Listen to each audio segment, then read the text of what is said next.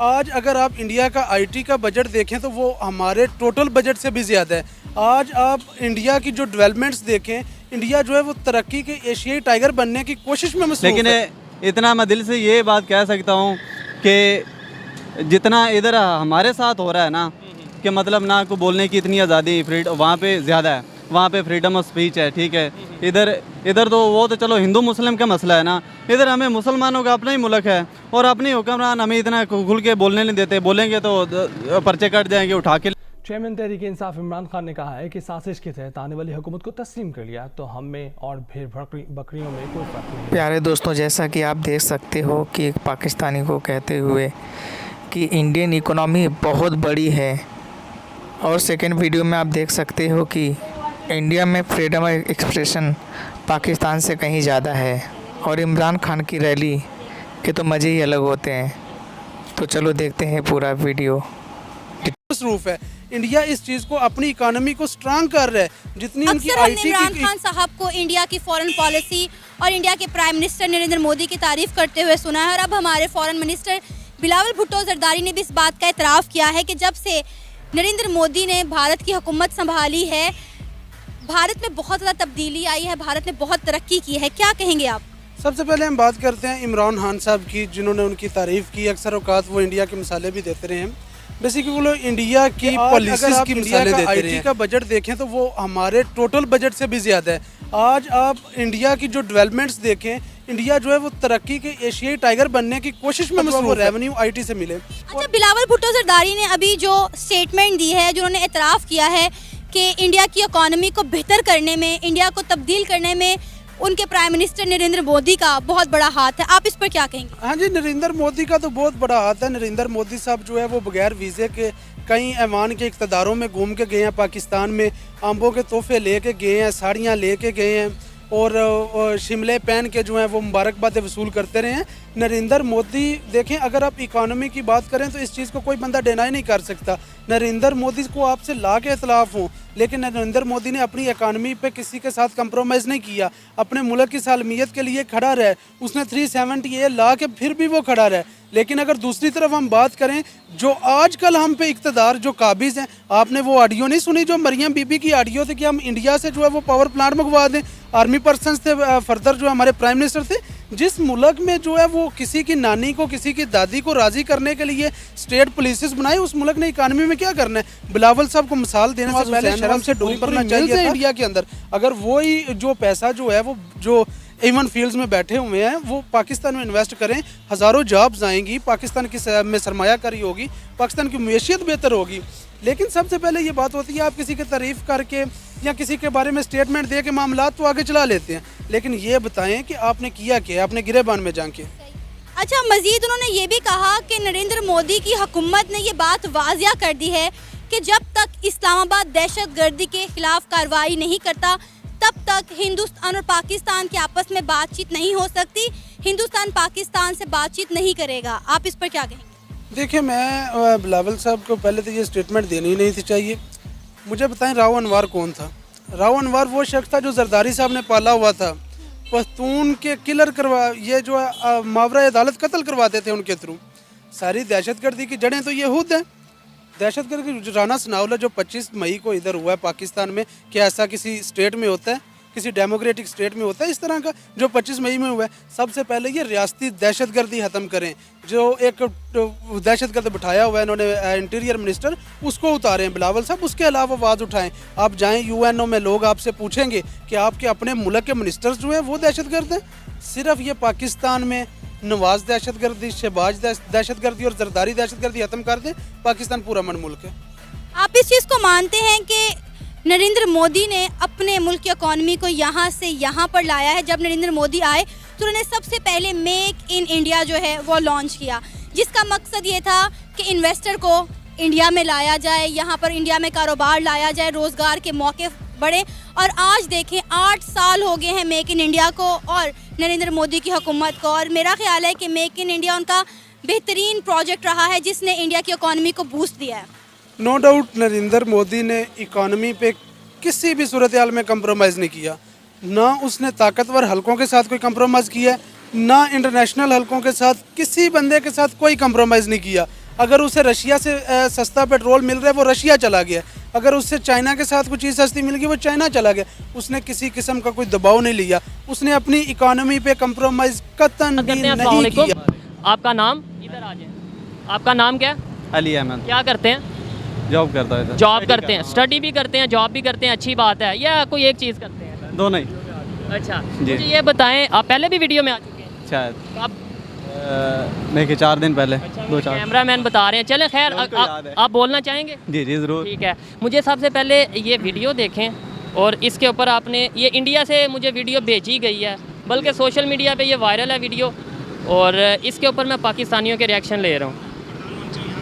क्या कहते हैं? आप सुने, मैं तो बोलूँगा तो आप कहेंगे पर मुस्लिम क्या डर के साए में रह रहा है, खौफ के साए में रह रहा है? कोई परेशानी नहीं है, किसी तरीके से कोई परेशानी नहीं है। क्या उत्तर प्रदेश में योगी सरकार चला रहे हैं, योगी जी से कोई मुसलमानों को कोई शिकायत है, कोई ऐसा है कि भाई एक तरफा काम हो रहा हो? ना एक तरफा था, ऐसा कुछ भी नहीं है। क्या समझ लगी? अभी तो सर देखे ना, वो उधर वाले मुसलमान वो तो खुद कह रहे हैं, तो उसको तो नहीं हम जुटला सकते। वो खुद कह रहे हैं कि हम सेफ हैं। देखें, ये भी नहीं हम कह सकते कि ये फेक है। आपको ये वीडियो हाँ, ग्राफिक देख के एक नॉर्मल सा मोहल्ला, नॉर्मल सी गली या देख के लगता है कि कोई स्क्रिप्टेड टाइप होगा। नहीं सिर्फ नहीं, बिल्कुल सामने है, बिल्कुल सारा कोई नजर। जैसे मैं अभी रैंडम लोगों से पूछ रहा हूँ, वैसे ये रैंडम लोगों से इतना मैं दिल से ये बात कह सकता हूँ कि जितना इधर हमारे साथ हो रहा है ना, कि मतलब ना को बोलने की इतनी आज़ादी, फ्रीडम वहाँ पे ज़्यादा है, वहाँ पे फ्रीडम ऑफ स्पीच है, ठीक है। इधर तो वो तो चलो हिंदू मुस्लिम का मसला है ना, इधर हमें मुसलमानों का अपना ही मुल्क है और अपने हुक्मरान हमें इतना खुल के बोलने नहीं देते, बोलेंगे तो पर्चे कट जाएंगे उठा के। तो वहाँ पे ये चीज़ें काफ़ी बेहतर हैं। नहीं, उधर भी होता होगा। देखें, जो कोई रियासत के अगेंस्ट बोलेगा, जो कोई अपने गवर्नमेंट के अगेंस्ट कोई गलत बात करेगा, झूठ बोलेगा, उसे तो बिल्कुल उसके अगेंस्ट एक्शन होना चाहिए। लेकिन एक आपको फ्रीडम ऑफ स्पीच है, आप अपनी राय जो है वो दे सकते हो किसी भी टॉपिक। हाँ बिल्कुल। और दूसरे नंबर पे ये छोटे मोटे कहीं ना कहीं ये लड़ाई झगड़े थोड़े बहुत होते हैं। पाकिस्तान में भी, पाकिस्तान में घरों में होते हैं, अपने घर में भाइयों बहनों के दरमियान हो जाते हैं, तो ये कोई बड़ी बात नहीं है। और अच्छा, मुझे ये बताएं, फिर पाकिस्तान में जो माइंडसेट बना दिया गया है हर आवाम के, अभी मैंने कुछ लोगों को वीडियो दिखाई है, वो कह रहे थे वीडियो ही फेक है, वो कह रहे थे ये वीडियो स्क्रिप्टेड वीडियो है, ये उन्हें पहले बताया गया है। इतने पक्के माइंड कैसे हो गए हैं और ये माइंड कैसे चेंज करेंगे हम?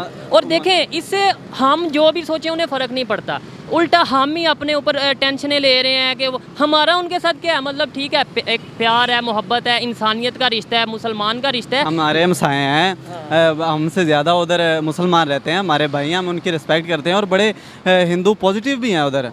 थोड़े बहुत तो हर मुआशरे में हमारे यहाँ भी हैं, उधर भी होते होंगे, ठीक है, नेगेटिव थोड़े बहुत होते हैं। लड़ाइयाँ इधर भी होती हैं, उधर भी होती हैं, ये मैं बार बार कह रहा हूँ कि दोनों जगह होती हैं। लेकिन आप साल में 1-2 लड़ाई और उसे ये कह दो कि जी वहाँ पे जो मुसलमानों पे जुल्म है, या यहाँ पे कह दो कि हिंदुओं पे, तो ये बात मेरे ख्याल से मुनासिब नहीं है। बिल्कुल ऐसा ही है। और दूसरे नंबर पे ये देखें ना, दुनिया कहाँ की कहाँ पहुँच गई। हम सिर्फ बॉर्डर पे लगे हुए हैं दिन रात टांगे उठाने में, कि ज़्यादा देखें टांग कौन ज़्यादा ऊपर कौन उठाता है, ठीक है। हम सिर्फ टांगे उठाने में लगे हुए हैं और दुनिया कहाँ की कहाँ पहुँच गई। दुनिया टेक्नोलॉजी, दुनिया इकोनॉमी की तरफ। और हम मेन चीज़ें अभी ये सेहत और तलीम, ये तो बुनियादी चीज़ें हैं, ये हम अभी तक नहीं अपनी आवाम को दे सके, तो वो टेक्नोलॉजी तो दूर की बात है, ठीक है।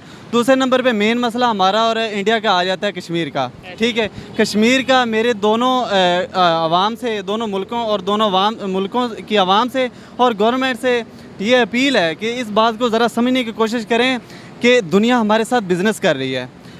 LOC पर थोड़ा सा कुछ मसला होता है तो हम चाइना के पास भागे चले जाते हैं, चाहे पास नहीं कुछ भी, लेकिन कर्ज़ों पे लेके जहाज़ आ जाने हैं, ठीक है। उनको थोड़ा सा कुछ मसला होता है, वो चले जाते रफेल लेने चले, S-400 लेने चले जाते हैं, ठीक है। अगर ये हमारा मसला, प्लीज़ मेरी दोनों गवर्नमेंट से ये रिक्वेस्ट है कि प्लीज़ प्लीज़ प्लीज़ टेबल पे बैठें, इस मामले को हल करें। देखें ना, और अगर लड़ाई से ही होना था मसला हल, तो यार 4 जंगों में हुआ क्यों नहीं? वही बात, लड़ाई से ही मसला हल होना था, 4 जंगों में हुआ क्यों नहीं? वही बता रहा हूँ कि इस मसले पे 3 जंगें पहले हो चुकी हैं, कुछ हल निकला। आखिरकार तो बैठना टेबल पे ही है ना, नुकसान बड़ा हुआ और नुकसान भी हुआ है। और आखिरकार बैठना टेबल पे ही है ना, 20 साल बाद, 30 साल बाद, 100 साल बाद आखिरकार तो मसला हल करना ही है ना। तो अक्लमंदी से काम लें, जो इतने सालों बाद जवान अपने शहीद करवा कर, माओ के लाडले शहीद करवा के, इकोनॉमी का हर्ज हो रहा है, इकोनॉमी का सत्यानाश करा कर बाद में करना है वो अभी कर लें। और यकीन माने मैं ये लिख के देने के तैयार हूँ कि अगर ये मसला सॉल्व हो जाए और हम कंधे से कंधा मिलाकर चले ना, मेरे से लिख के ये ले लें कि चाइना और अमेरिका से भी ज़्यादा हम तेज़ी से तरक्की करेंगे। ज़बरदस्त, बहुत खुशी होती है इस तरह की बातें सुन के, क्योंकि मेरा भी यही मिशन है कि यार एक आप देखें ना मोहब्बतें बांटे कुछ ना करें, लेकिन कम से कम नफ़रतें कम कर दो यार, नफ़रतें कम कर दो किसी तरीके से। वहाँ के लोगों से भी मेरी यही रिक्वेस्ट है और यहाँ के लोगों को मैं यही समझा रहा हूँ कि यार उनको उनके बारे में नेगेटिव सोचना छोड़ दो। और दूसरे नंबर पे ये गोरा जो था ना वो बड़ा सियाना था, वो जाते जाते हमारे दरमियान एक कश्मीर का टुकड़ा छोड़ के चला गया कि लड़ते रहो मरते रहो आपस में, हमारी तरफ ध्यान ही ना हो। उसको पता था कि अगर ये वो लोग तो देखें इस मसले के होते हुए भी डेवलप हो रहे हैं, इकॉनमी उनकी आगे जा रही है, हम लोग जो उनसे हाँ भाई ये मसला है ना, वो तो चलो फिर भी कुछ ना कुछ करके आगे दिन ब दिन जा रहे हैं और हमारा रिवर्स गियर लगा हुआ है। 4 महीने 5 महीने हो गए इमरान खान की हुकूमत को गया हुआ, तो देखे पाकिस्तान का क्या हाल हो गया है, दिन ब दिन पीछे उनकी हुकूमत में भी बड़ा परेशानी वाला हाल था, लेकिन अब मजीद परेशानी वाला। चेयरमैन तहरीक इंसाफ इमरान खान ने कहा है कि साजिश के तहत आने वाली हुकूमत को तस्लीम कर लिया तो हम में और भेड़ बकरियों में कोई फ़र्क नहीं रहा। वह हुकूमत के खिलाफ एहतजाज के लिए कौम को जल्द कॉल देने वाले हैं। मुजफ्फराबाद में जलसे से खिताब के दौरान इमरान खान ने चीफ इलेक्शन कमिश्नर को चीफ इलेक्टोरल फ्रॉड कह डाला। बोले कौम चीफ इलेक्शन कमिश्नर को माफ़ नहीं करेगी, उन्हें फौरी इस्तीफ़ा देना चाहिए। शहबाज शरीफ हो गया अमेरिका, महंगे महंगे होटलों में ठहरा, उधर से साथ उसके अमेरिका गया है काम पे टांगने वाली बिलावल। सिंध के लोग बेचारे सड़कों पे पड़े और बिलावल साहब अमेरिका जाके उनको पता नहीं कौन सी कहानी सुना रहे हैं। और शहबाज शरीफ क्या कर रहा है, प्लीज हेल्प अस। मैं मांगने नहीं आया लेकिन मजबूरी है। जो इनके हैंडलर समझते हैं कि हम इन चोरों को कबूल कर लेंगे, किसी गलतफहमी में ना रहो। मैं इंशाल्लाह अपनी कौम को कॉल दूंगा और मैं कॉल देने वाला हूं, तैयारी अपनी मुकम्मल कर रहा हूं। और जब मेरी तैयारी मुकम्मल हुई तो आपने आजाद कश्मीर में भी मेरे साथ आना है। ये चीफ इलेक्शन कमिश्नर नहीं है, ये चीफ पाकिस्तान का इलेक्टरल फ्रॉड है। साबित हो गया ये नून लीग के साथ मिलकर मैच फिक्स करता है। सुल्तान सिकंदर मेरी बात सुन लो, अगर तुम्हारे में अभी भी कोई इज्जत और गैरत रह गई है रिजाइन करो। जो आप इनके साथ मिलकर अवाम के मैंडेट की खिलाफ वर्जी जो तुम करने जा रहे हो, ये कौम नहीं माफ करेगी तुम्हें।